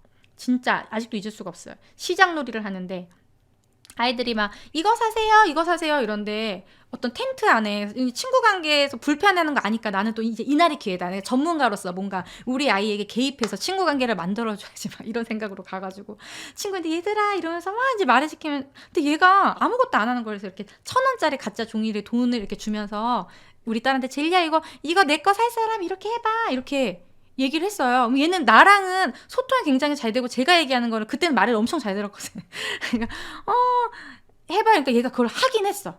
그러니까 지금 생각하면은 그것만 해도 대단하다고 생각해. 엄마가 시킨 걸 하는 거 지금도 그걸 하거든요. 친구한테 내일 가서 우리 한번 이렇게 해볼까 이러면은 꼭 하고 와요 그거를. 그런 거는 있어요. 근데 그때도 이거 할 사람 이러는데 진짜 뭐 허공에 대고 약간 이게 대화하는 게 아닌 거예요. 너무 긴장한 이거 할 사람 약간 이렇게 하는 거죠. 그래서 내가 다시 한번 충격을 받고 가만히 얘를 지켜보는데 얘 혼자서 이렇게 그 있잖아 막 그 지하철 플랫폼에서 막 사람들이 막 빠르게 지나가는데 얘 혼자만 이렇게 그 헤드폰 이렇게 딱 끼고서 이렇게 가만히 있는 것처럼 우리 애랑 나만 이 공간에 멈춰 있고 다른 애들은 막 시장놀이를 하면서 움직이는 그런 그 상황을 딱 제가 맞게 된 거죠. 뭐 아무것도 뭐 할 수가 없었어요. 그때는 뭐 이게 뭔가라고 하고 다음에 바로 선생님이랑 상담을 잡고 그 생활이 어떤지. 선생님도 아이가 아직 어리다 보니까 뭔가를 이런 모습의 아이들이 많이 있거든요. 또 그런 기질이 다 달라서 그래서 조심스러운 거죠. 근데 그때 이제 판단을 하기로는 이거는 좀 아니다 이렇게 생각이 드는 거예요. 그래서 일단은 이 기관은 문제가 없었어요. 하지만 우리 아이가 지금 이 상황에서 뭔가를 환경을 바꿔주지 않으면은 이게 굳어질 것 같은 이제 생각이 들어서 우리 아이가 다행히도 2월생이었기 때문에 그리고 남편이 막내예요. 집에서 막내고 누나들이 나이대가 좀 차이가 있거든요. 그래서 사촌들이 다 커요. 지금 다 대학생이고 그래요. 그러니까 진짜 또래가 없어요. 우리는 외동인데다가 주변에서 친척들이 많으니까 아예 진짜 어떤 친구 경험이나 또래 경험이 없는 그런 환경적인 기질적인 거에다가 완전히 그게 막 이제 더해진 거죠. 거기다 엄마는 바빠가지고 아예 놀이터 한 번도 못 데려가고 이제 그런 상황들이 이제 겹쳐져서 그런 것들을 다 하는데 언니 오빠들한테는 아이가 잘 다가가는 그런 모습들, 놀이터나 이런 데서도 그것을 제가 기억을 해내고 조금 높은 연령의 아이들이랑 한번 수업을 해보면 좋겠다. 이거는 저의 방법이지 이거를 제가 다 권장하는 건 아니에요. 우리 부모님들한테는. 근데 어쨌든 저는 그때 지금에 와서는 괜찮았다라고 생각을 하지만 그 당시에는 진짜 어린이집을 옮겨야겠다고는 생각을 했는데 뭐가 맞는지 모르겠는 거예요. 그래가지고 또 그 원장님 상담 가가지고 얘기하다 오늘처럼 아까 또 약간 눈물 빵 터져가지고 눈물 빵 터져 위로받고 이제 어머니께서 결정을 하시라고 했는데 6세반에 보낸 거죠. 거기가 그리고 반이 다 안 차가지고 애들이 한 10명이 안 됐었어요. 10명이 안 됐었어요. 그래서 5세반을 보내면 꽉 찼어, 그 반은. 근데 우리 애는 그게 안 맞는 것 같은 거지. 그래가지고 6세반에 딱 보내가지고 거기에서 생활했는데 너무너무 다행히 거기에서 한 명 남자애가 우리 애를 가자마자 딱 찍어가지고 너무 좋아하는 거예요. 그러면서 막 신발도 신겨주고 막 이러면서 얘가 거부를 해도 막 이렇게 좋아하고 되게 애가 긍정적인 아이였어요. 그래서 그 아이를 만나면서 조금씩 이제 이가 이제 편안해졌던 것 같아. 그 생활 안에서. 그리고 이제 저도 약간 문제를 인식했기 때문에 집에서도 친구들에 대한 어떤 긍정적인 걸 심어주기 위해서 노력을 많이 했었고, 그리고 제가 한 가지 계속 꾸준히 지금까지도 노력하고 있는 게 뭐냐면은 이때 여기 혹시 보이세요? 이렇게. 아이고. 요게 이제 저희 아이가 제가 이제 블로그에 올렸었던 건데 이거 4살 땐가 아마 그럴 것 같아요. 요 친구가 말 시키는데 아예 모른 척 하면서 그냥 우리 집에서 책만 보고 있는 거야, 이때도. 근데 이 친구들을 지금까지 만나요. 지금 8살인데 그 처음에 다녔던 어린이집의 친구거든요. 그 3명이 이렇게 같이 이렇게 만나는데 내가 놀이터는 못 나가도 2달에 한 번이든 3달에 한 번이든 꾸준히 이 아이들은 계속 만나요. 근데 이제 저도 만나서 스트레스를 푸는 것도 있고 엄마들하고도 잘 맞아서 있고 또 우리 아이한테는 2달에 한 번, 3달에 만나는 거지만 얘네들의 얘기를 맨날 해, 집에서 거의. 친구가 없으니까. 예. 그러면서 친구들이랑 있었던 얘기 다음에 언제 만날지 기대감을 주고 이런 것들은 사실 꾸준히 해오고 있었죠. 근데 어쨌든 이제 딱 이렇게 충격을 받고서 6세반을 보냈고 6세반 보내고 나서 그 반에 있는 10 몇 명의 친구들을 다 막 우리 집에 초대한 적도 있고 그거 제 인스타에 보면은 다 그런 스토리들이 있습니다. 그렇게 하면서 그냥 그때 하나의 목표는 뭐였냐면 친구들에 대해서 긍정적인 경험을 하게끔 그냥 만들어주는 거. 그리고 좋아하는 친구를 만든 거. 왜냐면 여기에서 친구랑 말을 해보라고 하거나 아이한테 계속 너가 말을 해야 된다 이런 식으로 아이를 푸시를 하면은 이거는 안 되기 때문에. 그리고 제가 이제 선택적 항구증이나 이런 것들로도 오세요, 저희 센터에. 근데 저희는 그것을 치료하는 기관은 아니고 이제 그런 경우에 부모님들이 어떤 방향에서 아이들이랑 대화를 하고 이제 이런 것들이 이제 안내하는 곳인데 오면은 선택적 항구증이라고 해도 이제 경중에 따라서 다르지만 저하고 그날 와서 얘기하는 경우들도 많아요. 근데 이게 일상생활로 돌아갔을 때 이제 엄마들은 그걸로 놀래죠. 막 깜짝 놀래지만 사실은 그것까지는 쉬워요. 근데 그게 아이들이 부모님이 없고 다른 사람일 때 되느냐 이제 그거에 대해서 그걸 연결시켜주는 게 이제 어려운 건데 어쨌든 그런 성공의 경험들을 만들면서 나는 정작 내 아이한테는 그거를 못하는 거죠. 그러면서의 어떤 자괴감 그런 게 들었었는데 일단은 빨리 빠져나가겠다 해서 집에서 이제 앞에서 발표하는 거 이런 거부터 친구랑 얘기하는 게 아니라 그런 거부터 연습을 이제 했었고 선생님이랑 얘기하는 것 때문에 앞에 나가서 걱정했지만 발표하는 거 이런 것들은 잘 했어요. 잘 하고 친구들이랑 이제 조금씩 어느 날은 남자친구가 이제 한 명씩 돌아가면서 이렇게 그 식판 배식하는 걸 이렇게 했나 봐요. 근데 너 몇 개 줄까? 이랬대 우리 애가. 그게 약간 꽂혀 있었어 그때. 6살이 자기는 5살인데 6살 반 다니잖아요. 그걸 되게 막 내가 대단한 걸로 해줬거든요. 그러니까 나 6개 뭐든지 항상 6개였어. 나 6살이니까 6개 그러니까 6개 이러니까 걔랑 말을 튼 거야. 근데 이 남자애가 되게 빠른 애다 보니까 이거를 약간 농담식으로 얘만 만나면 젤리야 몇 개? 그럼 우리 애가 6개 이런 식으로 약간 농담하는 식으로 약간 그런 게 된 거예요. 유행어처럼. 그러니까 체육대회를 갔더니 옆에 딱 섰는데 내가 일부러 걔 옆에 세웠지. 그랬더니 그 남자가 이렇게 능글능글 이렇게 하면서 젤리야 몇 개? 그러니까 우리 딸이 또 6개 이러더라고. 근데 그거를 보면서 한숨을 푹푹 쉴 수도 있잖아요. 6개? 아니 지금 왜 애가 몇 살인데 쟤네들은 저렇게 하는데 대화를 못하고 이게 아니라 나는 진심으로 기뻤어요. 그래서 막 집에 와서 그거를 집에 나도 막 그런 역할극을 막 하면서 몇 개? 우리 젤리 몇 개? 그럼 6개? 그럼 와 6개! 막 이러면서 아까 보니까 누구랑 누구랑 얘기하고 너무너무 응? 얘기하는 모습이 즐거워 보이더라 이러면서 이제 그런 것들을 표현을 많이 해주면서 너가 이렇게 친구랑 대화를 못하는 아이가 아니라는 거, 그러니까 그거를 얘기를 아예 꺼내지 않았던 것 같아.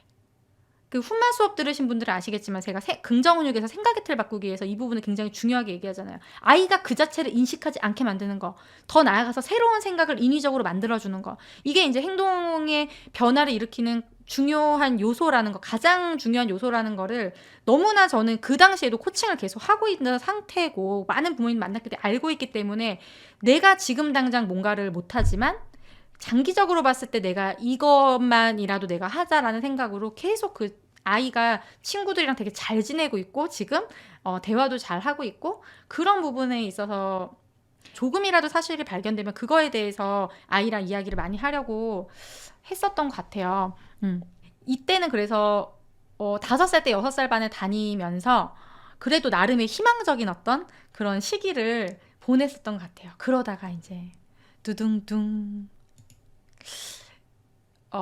이제 6살이 그 친구들이랑 6살 반도 같이 보냈어요. 그러니까 친구들이 너무 좋았어요, 그때.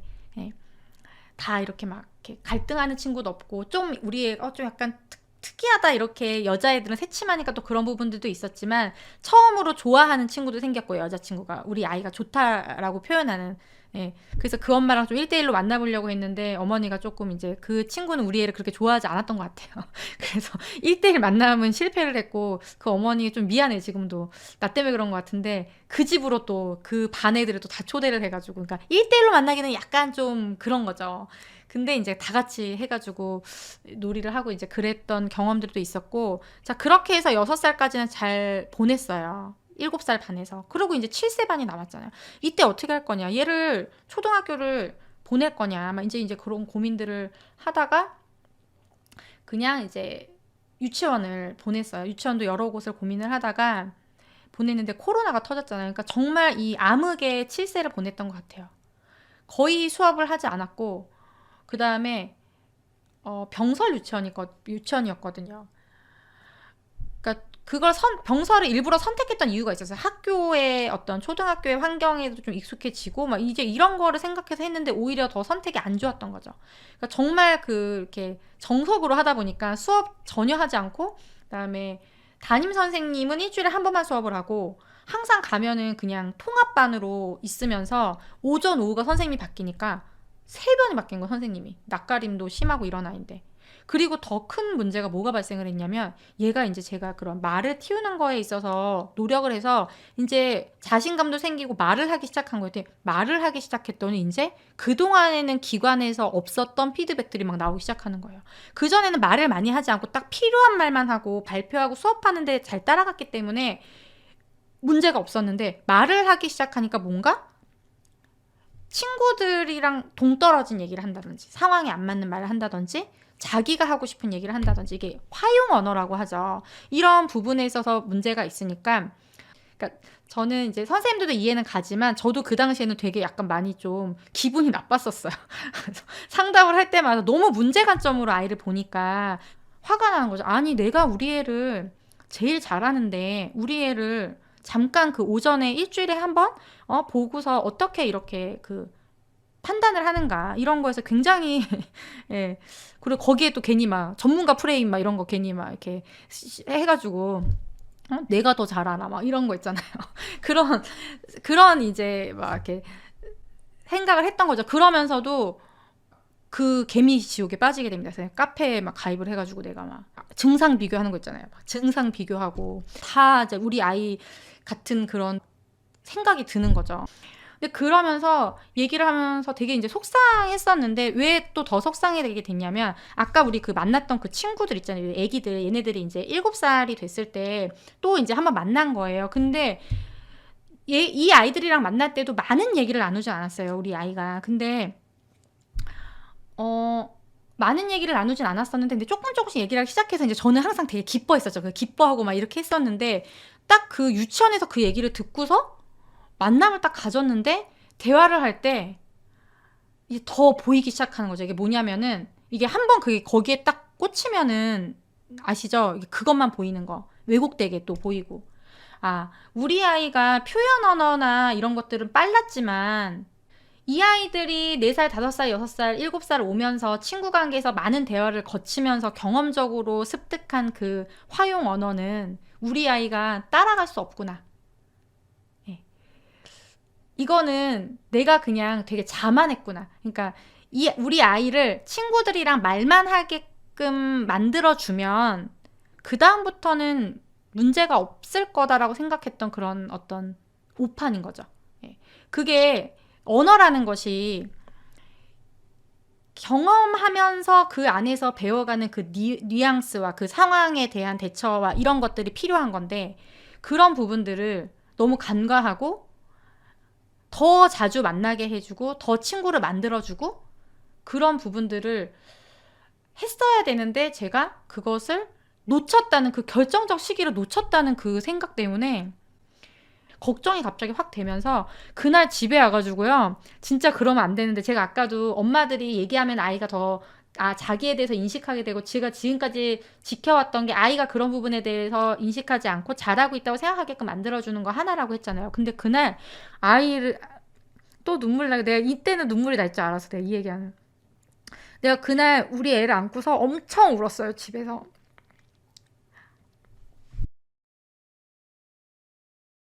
인스타에 보면은 제가 화용 언어 그 문제집 같은 거 사가지고 아이랑 같이 대화하고 이런 거 올린 게 있어요. 동영상을.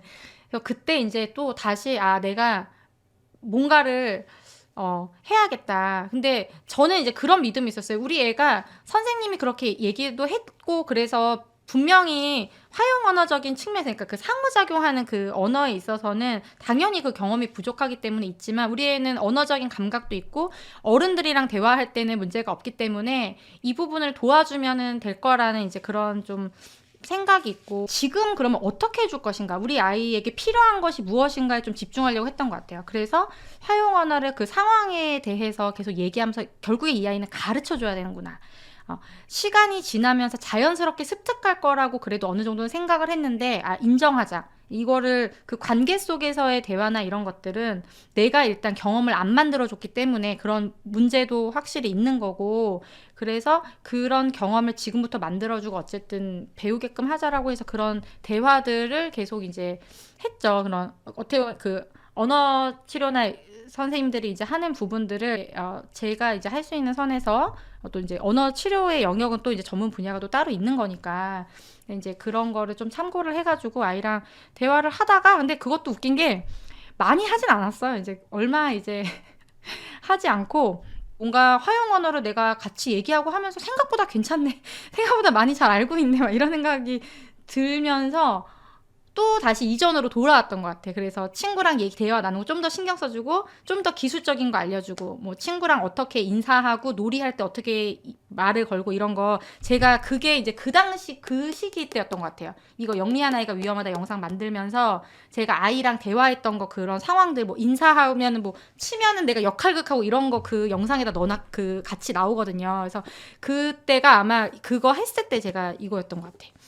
그런 거를 좀 더 신경 써주면서 그래서 좋아하는 친구가 좀 생겼어요 또. 우리 애를 좋아하는 애를 내가 마치 막 되게 둘이가 단짝인 것처럼 상상 속에 만들어줘가지고 그 아이가 근데 또 우리의 예비 소집일 날 온 거예요.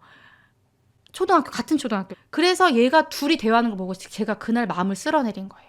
그 아이랑 둘이 대화를 하는데 대화가 너무 잘 되더라고요. 근데 그 친구와의 얘기도 뭐 많아요. 막 내가 선생님한테 막 그 친구랑 같이 종이 접기 하게 해주세요. 이러면서 막 이만큼 막 보내고 선생님한테 담임 선생님한테 집에서는 그 친구랑 그럼 요거 아이스크림 접기 만들어 볼래면 이제 종이 접기를 우리 애가 그 당시 좋아했거든요. 그러면 친구한테 이거 같이 만들어 보자고 하거나 걔가 너를 좋아하는데 너랑 놀고 싶은 거 같은가 봐 막 이렇게 하면서 막 억지로 만들어가지고 그렇게 이제 했었던 아이를 예비 소집에서 만나니까 그 아이랑 너 학원 어디 다니니? 뭐 이러면서 우리 그럼 다음번에 입학식 때 뭐 종이접기 뭐 해서 같이 만날까? 막 이런 식으로 대화를 해서 제가 뭐 그래도 좀 노력을 해보면은 되겠다. 그래도 걱정할 정도는 아니다. 그냥 그런 판단을 좀 했었죠. 네. 그리고 이제 8살이 돼서 초등학교에 그때가 예비 소집일이었으니까 조금 이제 마음이 편안해지면서, 그러니까 여름에 현타 오고 그다음에 좀 약간 몇 달 노력하다가 이제 조금씩 마음을 되찾고 그다음에 이제 초등학교 간 거죠. 이제 초등학교 가서 지금은 이제 2학기잖아요. 이제 좀 적응을 한 것 같아요, 아이가.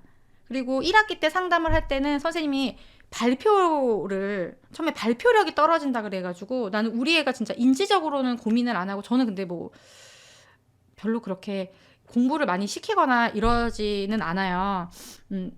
왜냐면은 저는 사회성에 너무 많이 이제 집중이 되어 있다 보니까 뭐 다른 부분은 그렇게 많이 신경을 안 쓰고 즐겁게 이 아이가 생활하면서 자신감을 가지고 뭔가 이제 이런 거를 좀 많이 신경을 쓰다 보니까 그랬는데, 그래도 인지적인 부분도 또 내가 괜히 좀 약간 그냥 그게 내 도치맘인 거지. 그러니까 괜찮을 거다라고 생각을 했었던 것 같은데 갑자기 선생님이 뭐 집중에 대한 게 예민하잖아요. 그러니까 그런 거, 그다음에 발표력이 떨어진다 이래서 들어보니까 발표를 시키면은 하고 잘 하는데 손을 들지 않는 거예요. 손을 들지 않는 거. 근데 그것도 요번에 참여 수업하면서 줌으로 하는 걸 봤더니 선생님 말은 잘 들어요. 그러니까 이런 거지. 오늘 사회성 얘기를 하는 거 맞아요, 오늘. 그러니까 사회성이 뭐냐. 그러니까 그 공동체 안에서 규칙도 잘 지키고 내가 어떻게 판단했는지 알고 이제 이런 건데, 그런 부분들은 우리 아이가 대화나 친구 관계에서는 지금 경험이 부족해서 이런 부분이 어려워하는 건 맞는데, 그런 상황을 판단하고 저 친구가 왜 그러고 지금 선생님이 어떻게 했고 내가 어떻게 행동하고 이런 거는 너무 잘 알고 있더라고요. 그래서 제가 지금까지는 사회성이 부족하다라고 얘기를 했지만 그냥 사회적 이슈가 많은 아이라고 저희 아이를 표현하고 싶고, 그래서 오늘 이번에 제가 그런 단어를 채택을 한 거였거든요. 그래서 발표 같은 경우도 그 선생님이 연습을 시킨 거예요. 맨날 뭐라고 했냐면, 엄마 이렇게 하면 자신이 없는 거래요. 그리고 이렇게 하면 벌 쓰는 거래요. 그러니까 선생님이 재밌게 알려준 거죠. 그러니까 똑바로 들으라는 걸 했나 봐요. 그래서 그 영상을 이제 줌으로 보는데 선생님이 발표를 시키는데 아무도 안 들어니까 얘는 시키는 건 이게 드는 거야. 그러니까 얼떨결에 들으니까 또 시키면 또 하기는 해. 그러니까 이렇게 하다 보니까 요즘에 자꾸 발표해서 모르게 선생님이 더 칭찬해 주려고 할 수도 있는데, 발표를 잘해가지고 그런 칭찬 스티커 같은 게 있는데 그거를 여러 번 받아오더라고요. 그러니까 보니까 얘가 그동안에는 이게 어려웠는데 이게 한 번이 습관이 되니까 이게 그냥 트리거처럼 돼가지고 약간 습관적으로 2학년도 되고 그런 거 같고, 그다음에 맨날 요즘에는 저랑 얘기하는 게, 요즘에 오늘은 누구랑 놀았다, 오늘은 누구랑 놀았고 뭐 누구랑 어디서 놀았고, 진짜 우리 애는 친구 얘기를 내가 꺼내면 다 친구 얘기하지 마세요, 나 친구 얘기 싫어 얘기를 7살까지도 들었었거든요. 특정한 경우를 빼놓고는. 근데 진짜 요즘에는 우리 반 애들 다 초대하고 싶다, 뭐 누구랑 친해지고 싶고, 좋아하는 남자애도 있고요. 물론 그 남자애는 우리 애가 좋아하는지 모릅니다. 우리 집 식구들이 다 알아요. 그 애 얘기를 너무 많이 해서. 뭐 좋아하는 일단 친구가 생겼다는 거, 그리고 계속 그 단짝 친구가 외부에서 만나는 친구들하고 만났을 때도 놀이가 잘 진행이 되고요. 지금 대화도 잘 되고 초등학교에서도 친구들의 어떤 범위가 계속 확장되고 있고, 놀이의 얘기를 들어봐도 되고 있는 것 같아요. 그러니까 친구들이 좀 약간 다가가기 어려워하는 건 맞는 것 같은데, 일단 이렇게 뭔가 문제를 일으키거나 누구를 피해를 주거나 이런 건 아니다 보니까 그래도 그런 부분들이 친구들에게 관심을 끄는 어떤 요소가 되지 않았나 싶기도 하고, 그냥 저의 착각이 또 몰라요. 또 언제 또 나한테 내 멘탈이 또 무너지는 상황이 올지 모르겠지만, 지금 내가 판단하기로는 발표도 하고 하면서 그러니까 좀 이렇게 아이가 좀 드러나지 않았는데 교실에서 이런 부분들이 그래도 조금 존재감이 그래도 그전보다는 있고, 예. 그리고 얘가 또 멋을 부리기 시작했어요. 그러니까 그런 것들도 같이 좀 영향을 미치면서 친구들이 말을 걸어오는데 말을 못하는 아이라고 생각하지 않기 때문에 그래도 준비됐었던 것들이 나오는 게 아닐까? 예. 그런 생각이 좀 들어요. 약간 제가 그냥 판단하기로는. 그리고 제가 이 책 소개할 때도 말씀드렸지만, 놀이를 시작하는 거에 있어서 그 방법들을 알려주셔야 돼요. 친구를 좋아하는 아이나 아까 친구랑 놀고 싶어 하는데 거부하는 아이들이 있다고 했잖아요. 이런 아이들은 거절의 경험이 있을 수도 있거든요. 근데 대부분 거절의 경험이 있을 때 부모님들이랑 대화를 제가 상담할 때 해보면은 놀자라고 했는데 친구가 거부할 때 상처받는다는 얘기를 많이 해요. 그런데 한번 생각해 보세요. 우리가 누군가랑 놀이할 때 우리 같이 놀자라고 해서 시작하지 않거든요. 그런 경우도 있지만 아이들이 막 이렇게 뭐 자동차 놀고 있어. 그러면 나는 이거 할 거야. 이렇게 하면서 놀이가 시작되는 경우가 더 많아요. 이거 뭐야? 하거나 여기는 공주가 사는 곳이야. 이런 식으로 자연스럽게 놀이가 시작되는데 우리가 뭔가 아이한테 알려줄 때는 구조화된 어떤 그 상황에서 대화를 얘기를 하니까 얘네들이 엄마가 말하는 걸 써보는데 그걸 썼을 때 뭔가 안 맞는 거예요. 그리고 내가 놀고 있는데 누가 놀자라고 얘기하면은 뭔가 방해받는 것 같은 느낌도 받거든요. 상대 친구 입장에서는. 그러니까 놀자라고 했을 때는 거절받을 확률이 높아집니다. 같이. 그래서 좀 거절받지 않을 방법들을 알려주시는 게 좋아요. 그중에 제가 하나 알려줬던 게 친구를 칭찬하는 방법에 대해서 이제 같이 친구 사귀기 이런 책 같은 것도 1학년 들어오고 가서 많이 좀 읽었었거든요. 그래서 거기에 이제 친구 칭찬하는 법 이런 것도 나와서 이런 방법 좋겠다. 너 이거 예쁘다 이렇게 얘기하면 친구가 우리 젤리가 나한테 관심 있나 좋아하나 보다. 젤리랑 놀고 싶다. 이런 생각이 들 수 있어 라고 제가 알려줬더니 이것도 친구한테 해봤더라고요. 오늘 내가 누구누구한테 엄마 우리 아이를 다가오는 친구였어요. 우리 누구누구한테 머리핀 되게 예쁘다 이렇게 얘기했대. 그래서 진짜 친구 머리띠가 예뻤어? 나는 그냥 순수하게 물어봤더니 아니라는 거예요. 예쁘지 않았는데 그냥 친해지고 싶어서 그렇게 얘기했어. 이렇게 얘기를 하더라고요. 그래서 그래. 이런 게 사회성이지. 이런 게 사회생활이지. 우리 처음에 얘기했던 사회생활이 뭐야.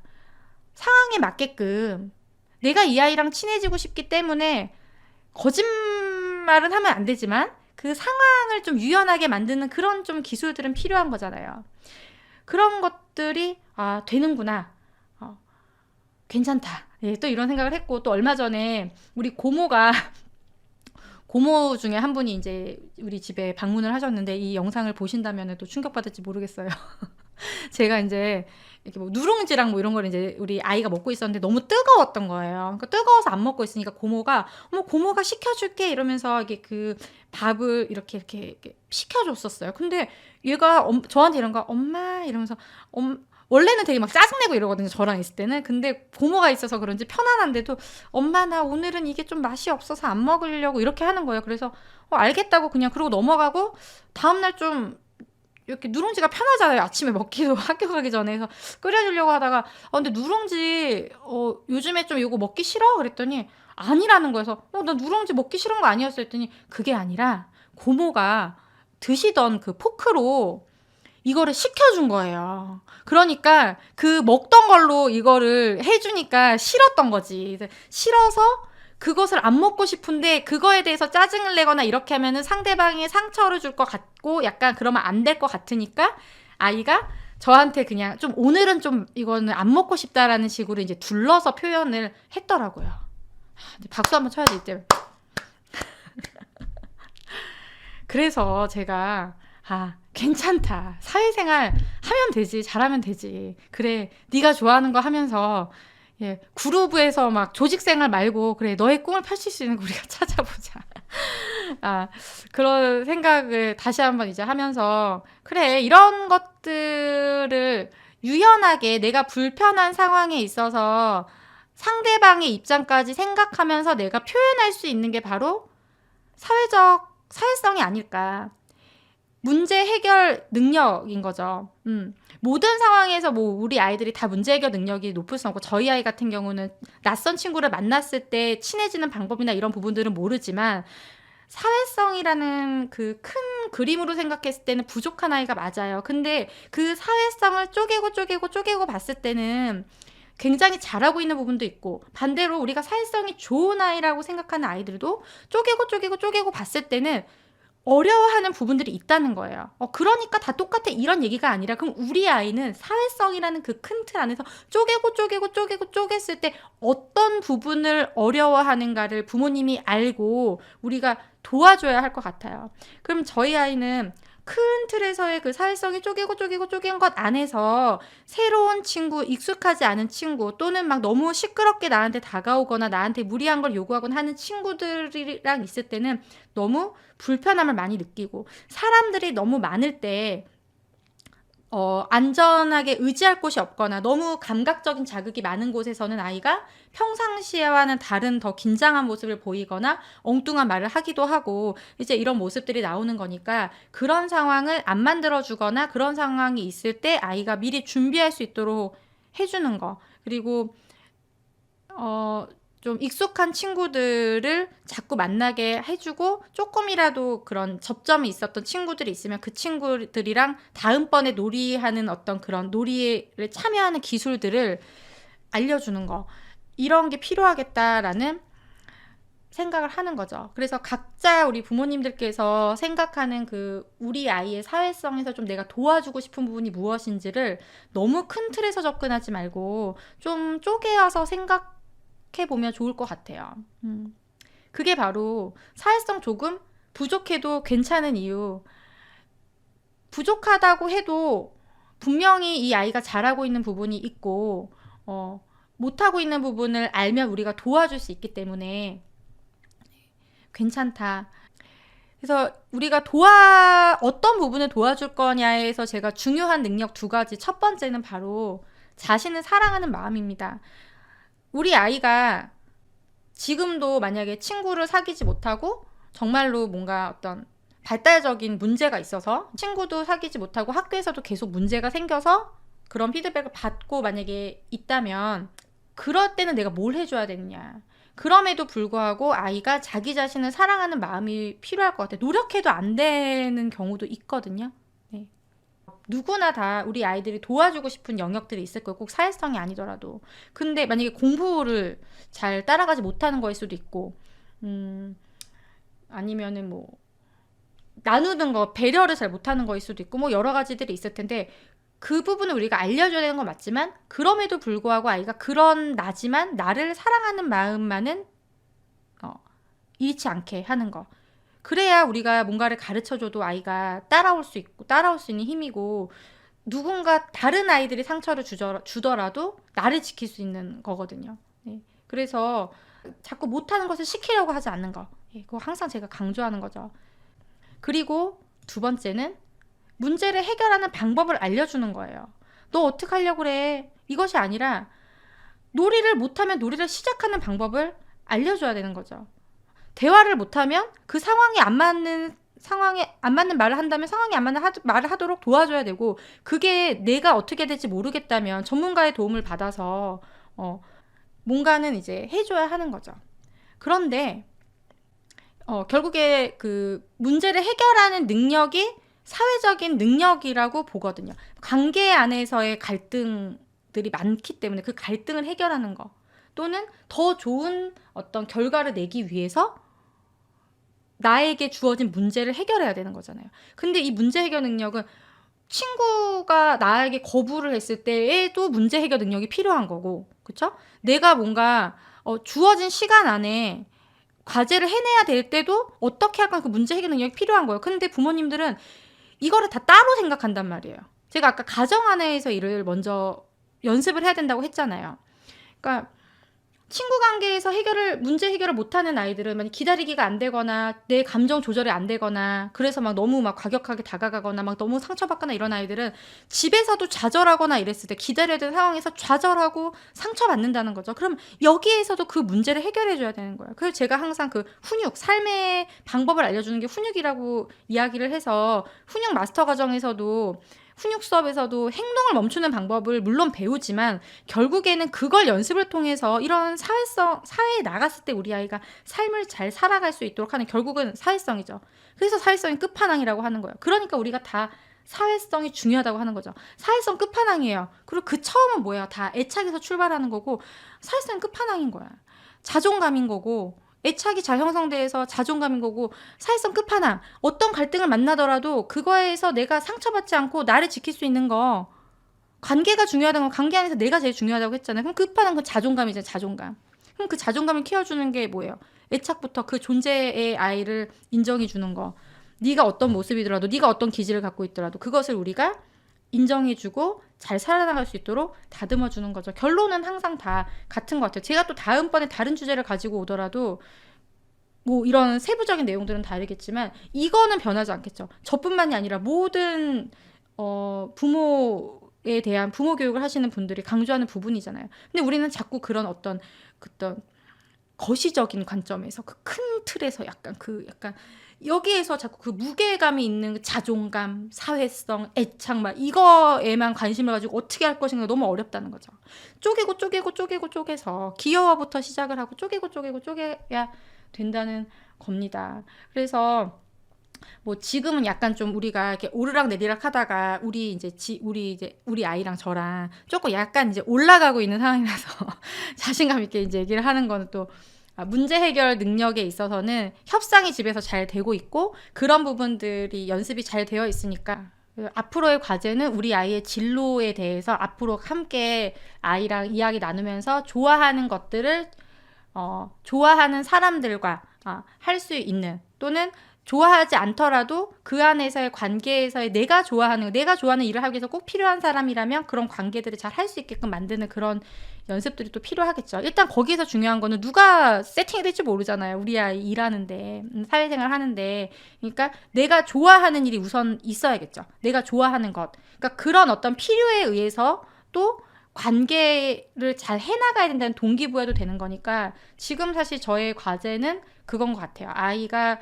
좋아하는 것을 잘 할 수 있도록 그런 것을 찾는 거 앞으로 계속 이제 그 학년기 중고등학교 되는 때까지 그게 또 큰 과제가 되지 않을까 싶고 뭐 공부 정서 이번에 이제 수업을 만드는 것도 결국엔 엄마랑 즐겁게 학습하는 방법들을 알려드리는 거지만 그거에 가장 그게 또 이제 쪼갠 거가 그건 거예요. 그래서 그거의 그 이면에는 아이가 좋아하는 것을 함께 찾는 방법을 배우는 게 될 것 같아요. 지금 이제 준비 중인데 그래서 어떤 훈육 수업이든 뭘 하든 제가 강의를 하든 다 내용들은 같은 틀에서 나오는 거다라고 이해해 주시면 좋겠습니다. 자, 그래서 이렇게 내가 노력을 하는데 아무리 노력해도 제자리라면 어떻게 해야 될까? 왜냐면은 제가 오늘 병리적인 관점에 대한 얘기가 잠깐 나왔지만 저는 아동 발달인데 아동 발달과 보육을 전공을 했어요. 그래서 어떤 문제 중심으로 아이를 치료하거나 상담하거나 이런 쪽이 아니고 그러니까 진로도 다르거든요, 사실. 그러니까 저는 뭐 저희 쪽 전공은 어린이집으로 가거나 이제 교사 또는 어떤 기관에서 교육 프로그램을 만들거나 어떤 그러니까 정상 발달의 범주에 있는 아이들에 대한 공부를 더 많이 하죠. 이제 그쪽에 더 전문 분야이기 때문에 어떻게 보면은 모든 아이들을 다 4세 아이면 이 안에는 뭐 예민한 아이도 있고 뭐 낯가림 심한 아이도 있고 애착 관계가 안 좋은 아이들도 있겠지만 그냥 우리가 교실에서 만나는 4세 반 아이의 특성으로 이 아이를 바라보는 거예요. 그러니까 편견이 없이 바라본다는 또 그런 부분은 있는 거죠. 그래서 저도 우리 아이를 그렇게 바라보고 자꾸 이제 저도 그런 관점에서 코칭을 하는 거라서 저희는 치료받으면서 치료센터를 다니면서 부모님이 어떻게 아이를 바라보고 집에서 어떻게 할 것인가를 배우기 위해서 이제 많이 오시는데 분명히 그런 진단과 도움이 필요한 아이들이 있습니다. 네, 있어요. 그런 경계선에 있는 아이들도 있고 그런 고민을 하는 우리 부모님들이 계실 텐데 내가 노력해도 좀 제자리인 것 같고 또는 제 얘기를 들으면서 저는 이제 많은 부분을 안 했다고 하지만 또 한편으로는 또 부모님들에 따라서 나는 저렇게 못하는데 어떡하지라는 생각이 드실 것 같거든요. 그래서 그렇다면 전문가의 도움을 받으시기를 추천을 드립니다. 하지만 뭐 이게 진단을 받느냐 어떤 병리적인 관점으로 보느냐 보편적인 그냥 아이들의 특성으로 볼 것이냐 이제 이런 거를 다 떠나서 이렇게 말하고 싶지 않았지만 다르게 표현했지만 그냥 팩트는 사회성 부족한 거 맞단 말이에요. 그러면 이 사회성 부족한 아이를 위한 내가 부모로서 내가 줄 수 있는 선물이 무엇일 거냐 거니까 가장 주의해야 될 거는 제가 그 일주일 동안 빠져 있었을 때 있잖아요. 그때 진짜 그런 비슷한 어떤 고민을 하는 부모님들 카페에 진짜 많이 들어갔거든요. 거기에서 아까 증상 막 보면서 비교했다고 했잖아요. 근데 거기를 보면서 너무 괴로웠거든요, 제가. 그리고 답이 없는 거예요. 계속 어떤 긍정적인 희망의 메시지가 없는 거예요. 그 안에는 내가 자꾸 부정적인 면을 자꾸 빠져들게 된다면 그것에서 빠져나오는 게 첫 번째. 네. 그리고 내가 이것을 인정하고 나면 그 다음에는 그런 글이나 이런 것들이 굉장히 도움이 많이 됩니다. 어떻게 해야 될지 방향성이 잡히거든요. 근데 그게 없는 상태에서 불안한 상태에서 계속 그런 정보들만 보면 너무 흔들리게 되고 정작 선생님 만났을 때 무슨 얘기를 해야 될지도 모르고 그냥 막 이렇게 벌벌벌벌 하는 마음으로 가게 된다는 거죠. 말씀드리고 싶은 거는 문제가 아니라는 게 아니고 치료가 필요하지 않다는 게 아니고 받아요. 필요하면 받아야 돼요. 전문가의 도움 반드시 필요합니다. 그런데 그것과 별개로 나는 아이에게 어떻게 할 거냐는 거예요. 나는.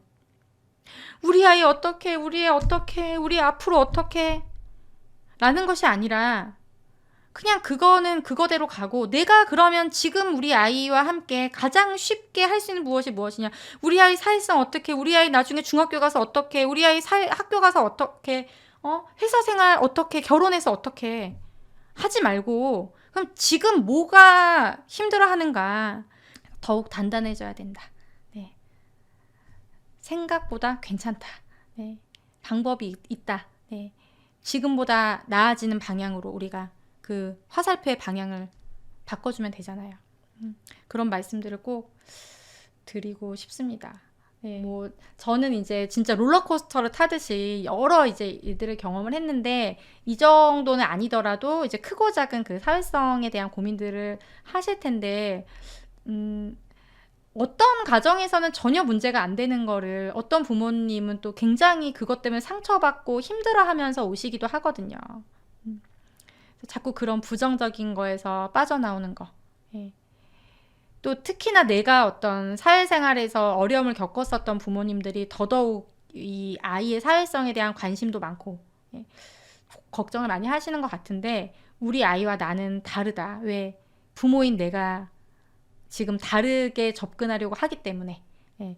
지금 이런 영상도 보고 있고 또 다른 노력을 하고 있기 때문에 넣어주는 게 다르면 어때요? 결과값이 당연히 달라지겠죠. 그것을 꼭 믿고 긍정적인 방향에서 아이에게 실천할 수 있는 거, 지금 당장 실천할 수 있는 작은 것들을 해주시는 게 우리 사회성 부족한 아이를 위한 부모님이 줄 수 있는 가장 큰 선물이 아닐까라고 생각을 합니다. 네. 아유, 부모님들이 많이 이 얘기를 나누셨네요. 제 얘기 들으시면서 또 위로를 받으셨으면 좋겠습니다. 예, 뭐 그런 거죠, 뭐. 예, 아이를 키운다는 게 힘들기도 하고 우리 아이가 저는 잘 자라고 있다고 생각하고 잘 될 거라고 생각을 합니다. 예, 쉽진 않지만 예, 험난했던 만큼 대단한 네, 도치만 한번 좀 하겠습니다. 대단한 아이가 될 거다. 라고 생각을 하고 우리 아이랑 또 대화도 나누고 그렇게 시간을 보내고 있어요. 너무 힘들어 막 이런 것만 생각하다 보면은 그 너무 우리가 눈을 마주치고 웃고 행복해야 될 그 시간이 그냥 너무 이렇게 힘들게 지나가는 거잖아요. 그래서 어떻게 될지 모르겠다. 뭐 작은 실천도 모르겠어. 그러면 그럴 땐 어떻게 귀여워 예쁘다 이렇게 하면서 애정 표현 해주는 거. 또 우리 막간을 이용한 또 홍보. 이게 우리 아이가 원하는 것을 모른 채 부모는 하고 싶은 말만 한다. 우리 4챕터에 보면은 진짜 제가 자세하게 그런 놀이 방법들, 대화하는 방법들, 애정 표현하는 것들 넣어뒀잖아요. 그러니까 그런 거 하나하나 실천하는 것도 결국에는 다 우리 아이의 사회성과도 연결되는 거니까 네, 의미가 있습니다. 뭐 제가 다다음 주에 이제 2주에 한 번씩 지금 일단 라이브를 할 거거든요. 사실 고민이 있어요. 원래 그 2주에 한 번씩 할 때는 좀 편안하게 라이브를 하려고 그래야 저도 이거를 꾸준히 할 수 있기 때문에 했는데 너무 막 주제가 무거워지고 그래서 이거 한 5번 하면은 끝나겠다. 그래서 좀 다음번에는 책을 좀 괜찮은 책을 가지고 또 가벼운 마음으로 와도 와 주실 거죠? 네. 네. 그래도 좀 공감할 만한 내용들, 또 조금 편안한 내용들, 예, 댓글창도 제가 보면서 소통할 수 있는 주제를 가지고 예, 다다음 주 수요일 날 예, 오도록 하겠습니다. 유튜브, 인스타, 그리고 블로그, 카페 통해서 공지 올릴 거고요. 알람 구독해 주시면 옆에 알람 있잖아요. 전체 알람을 해주시면 예, 제가 이렇게 공지 올리는 거나 이런 거 놓치지 않고 보실 수 있으니까 다음번에도 실시간으로 참여해 주시면 감사하겠습니다. 오늘 아까 계속 200분 넘게 굉장히 많은 분들이 참여해 주셨네요. 네, 감사드리고 시간이 너무 늦은 관계로 우리 또 자야 되니까 그렇죠? 내일 또 육아 신나는 육아 행복한 육아 하시고요. 저는 또 그러면 다다음 주에 그리고 그 전에는 또 영상으로 찾아오도록 하겠습니다. 오늘 너무너무 감사드리고요. 그 질문들은 제가 좀 살펴보고 공통된 고민들에 대해서는 영상으로 답변을 드리도록 하겠습니다. 예, 감사합니다. 좋은 밤 되세요.